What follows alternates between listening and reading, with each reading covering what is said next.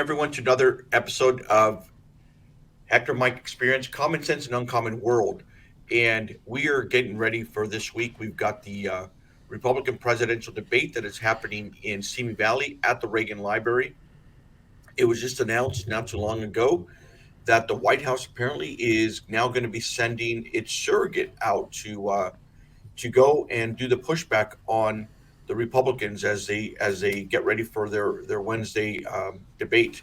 And so we would think that the White House would be putting out a native of California, someone who's been elected here in office, and the Vice President Kamala Harris. But the name that has come out is Gavin Newsom, obviously the governor of California. But it seems shocking they're not including the Vice President from California to be their spokesperson out here. No, it isn't that shocking when you ask the question from their perspective. Who's the best person to counter whatever messages there are going to be coming from the 7 or 8 contenders that are going to be on stage? And I think, they look at it and say that Gavin Newsom, after they saw his performance on Hannity, on Fox, is a great person to do that. As someone that's been involved with, making sure you have counterpoints at different, events from the other side. You always want to make sure you've got the best people out there that can represent your point of view. And I think they've made whether they intended to or not, made a very clear statement as to where their confidence is on the Biden administration in terms of responding to the Republicans. Yeah, but doesn't it seem like it just there's all this talk about that she's being marginalized, that she's being kind of put in a corner somewhere. She's been given these what seems to be impossible tasks, like, okay, now you're in charge of immigration and trying to figure that out. And by doing this, it seems as though they're saying that they don't have confidence in her to be able to carry this message, so we're going to give it to someone else. I know with their calculation, it's got to be where you've got the governor of California, and look, things aren't going great in California. We can try to paint it as best as possible, but we still have all this retail theft that is dominating the news. A lot of people are paying now $6 for a gallon of gasoline. These are all issues that on energy policy that these Republican candidates are going to be talking about. As governor of California, when he goes out there and tries to push back on these Republicans, his message is going to be, look, we're leading the nation in clean energy. Well, great. So $6 a gallon of gasoline.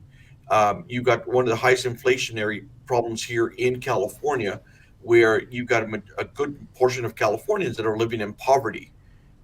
Homelessness is the highest in the nation. Taxes are the highest in the nation. Gas taxes are the highest in the nation. And so, you'd probably want to send your vice president who can tout and focus on what's happening nationally, not what's happening here in California. The focus, well, because it is in California, you missed one that I think is probably one of the biggest reasons they have Gavin, which is abortion.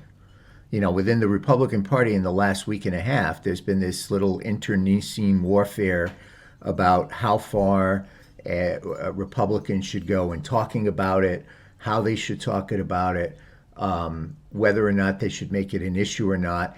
It's now become an issue within the Republican Party, let alone with the electorate. The electorate, we learned in 2022, despite what the polling said, it was an issue for the electorate, even though Republican pollsters said it was not.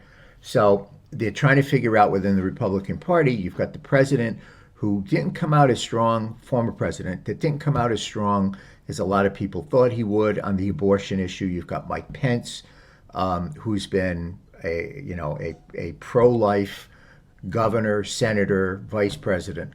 And you've got Nikki Haley, who is a very pro-life governor that articulated the abortion issue very, very well in the last debate. So you got Gavin Newsom, who's, the number one abortion governor in the country. My preference would be if he was the number one, governor of the least amount of cost for a gallon of gasoline. But apparently in California, being the number one abortion governor in the country is a good thing here. So, he'll be talking a lot about that. He'll be talking a lot about the MAGA agenda, as he likes to call it. But I would hope that the media does put the feet to the fire of the governor even when they ask the questions of the Republican candidates. You've got the crime running rampant. You got people robbing stores and getting away with it. You got criminals committing crime after crime and being released.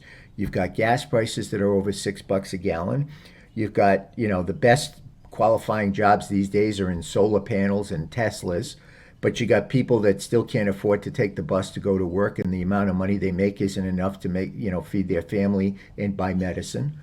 Those are issues that are real in California, and I hope that they talk about those things, because there is still the possibility this guy ends up being the guy on the ballot on November 5th, 2024. And people across the country that are watching this, whoever's going to be watching this across the country, need to know what's happening out here. So it'll be, there's some responsibility there to not give this guy a free shot while he's on. What's your thoughts on Kamala not being put out there as much on the campaign trail? It seems as though she's the administration is purposely giving her assignments to go out and do and focus on other items. If I know that there's resentment, or there's been talk, and it's been reported in the newspapers about this feeling that they're just not putting it out there enough, that you're allowing for other individuals to increase their national profile while she is kind of being just kind of hand put off to the side, for lack of a better I word. Well, she is. She is. There's no doubt about that. What they have her doing is focused on their base vote. Their base vote is pro-choice women. Their base vote is people who are against the Second Amendment. Their base vote is progressives that believe in open borders. And so that's where her messaging is. One of the things, if I were a Democrat, I would be concerned about is all of these numbers I keep seeing that show that Hispanics, blacks, and Asians are running away from the Democrat. Well, not running away from the Democrat Party, but running away from the Biden-Harris ticket. Right. Now, that's where she should be because of who she is, and let's face it, she's there because of that fact. That's where she should be shoring up, a weakness that they seem to have, and it doesn't seem to be happening.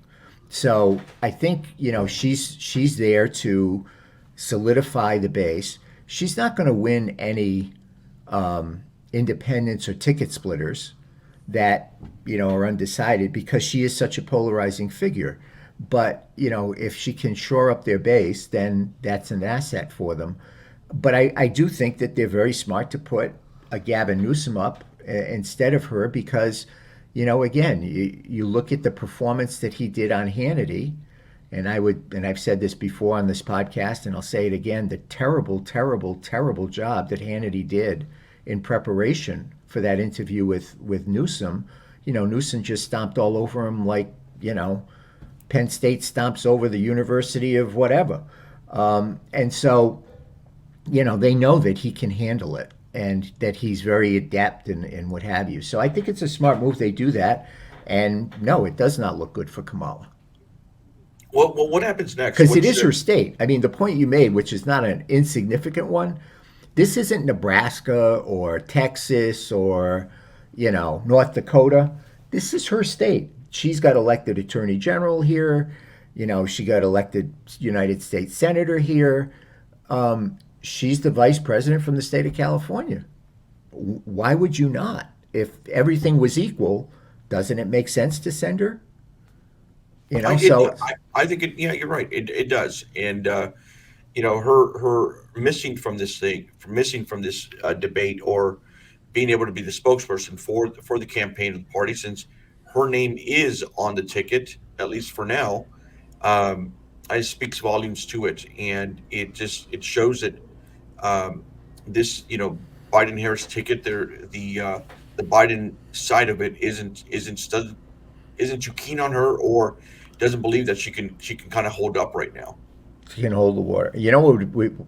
What would be interesting is to see where she is on Wednesday. I mean, if I were them, you know where I'd send her? Detroit. Michigan. Yeah. Yep. I mean, but it's funny because Biden wasn't going to Michigan. Then Trump announced he's going to Michigan on Wednesday. So Biden's like, well, I'm going to go on Tuesday. Yeah. I mean, okay, so you've just clearly signaled that you're reactionary. You're doing something in reaction to what Donald Trump is doing. So why hide it? Double down on it. Double down. That's Trump calling me now. Just kidding. Just kidding. Nobody subpoena me. But the fact of the matter is, you've just tipped your hand by overreacting the way they overreacted by sending the president. So what the hell? Double down. Send Kamala to Detroit on Wednesday when Trump is there. Bracket Trump with the vice president of the United States. Go shot for shot. What do you got to lose? I mean, if you wanted to play like, oh, we really don't care what Trump is doing, then you don't do that. But now that you're sending the president on Tuesday because you heard Trump's going on Wednesday, that strategy's out of the bag.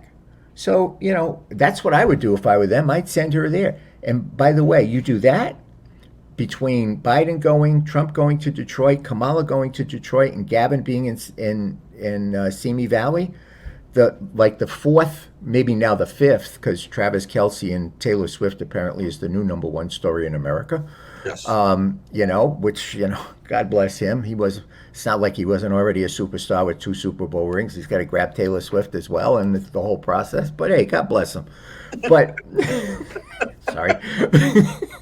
but the point is, the debate itself becomes like the fourth or fifth news story. Not the top news story. I mean, Trump in Michigan, Kamala in Michigan, Biden in Michigan, Gavin bracketing the Republican debate. All of those are more interesting stories than the actual debate itself. And that's what I would do if I were them. If they really believe in her qualifications and capabilities, put her up against what is likely to going to be the Republican nominee in a state that's an absolute must-win for him in 2024.